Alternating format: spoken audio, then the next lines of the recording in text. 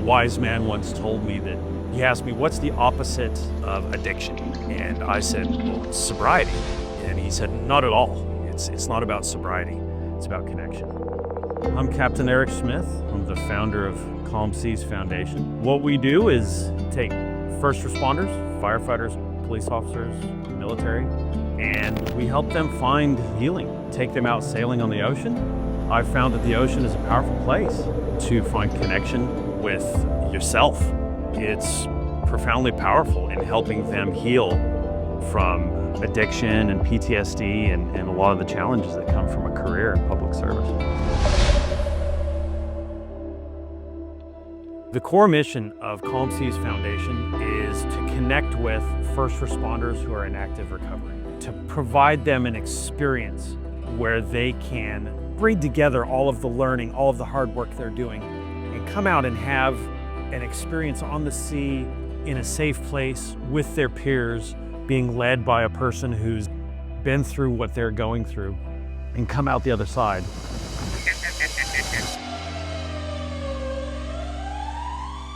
I spent 30 years in public service. I grew up in Australia, and I had been separated from my mom in my childhood, and I came to the United States because she lived here, and I came here to find her. And I did, and had a wonderful reunion with her, and decided that this is where I wanted to be. As a child, I wanted to be a fighter pilot. I remember watching Top Gun in the theater and thinking, that's me, I'm gonna do that. I knew working in public service, I just kind of fell into it. That led me to a career in the fire department. Did that for, all told, 30 years. It was a wonderful career, and it became something so much more. It became my identity.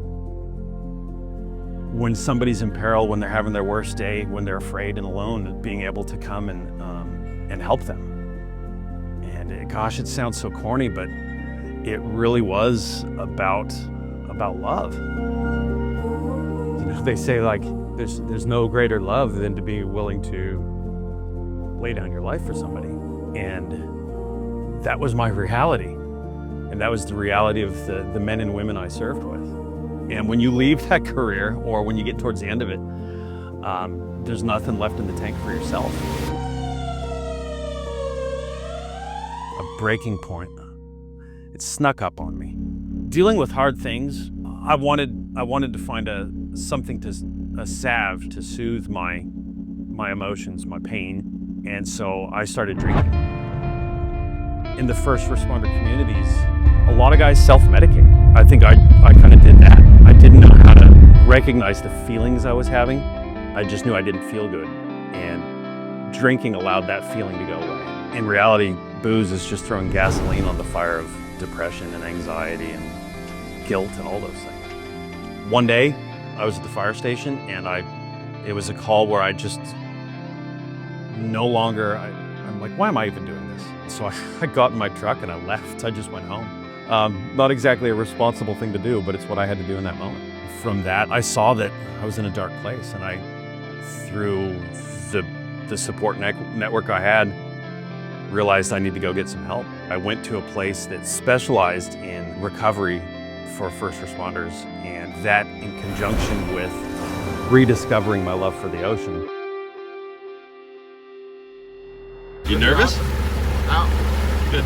I'm excited. Sailing on the ocean is a powerful tool, especially when combined with competent clinical therapy. I'm not a mental health professional, but what I do is work in partnership with mental health professionals and take that client who is in active recovery.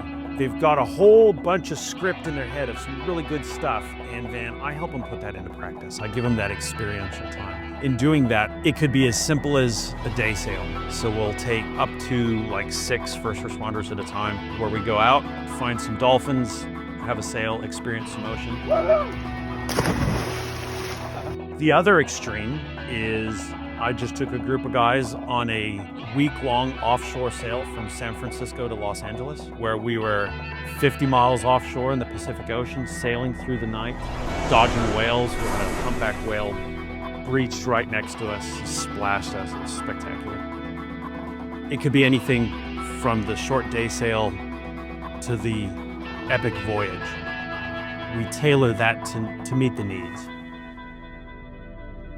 The fact is, at Coffs Seas Foundation, we're supported 100% by donations, and keeping a 46-foot sailing yacht in Los Angeles is bloody expensive. That said, every $250 I can put in the bank goes directly into providing an at-sea experience for somebody. Every time we cross that threshold, that's enough money for me to get one guy out. That's one more first responder I can get out in the ocean that we can bring healing to. I want my legacy to be the first responders who were able to salvage a career, that we no longer tolerate chewing up and spitting out brave young men and women who choose to go into a career helping others. That career doesn't come with a price tag of having a life that's a shambles because you're going to work in a meat grinder every day and you don't get any support.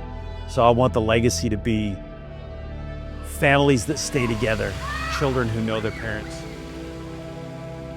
normalizing doing better for our first responders, taking care of them, because you have no idea how much they sacrifice to be there for you.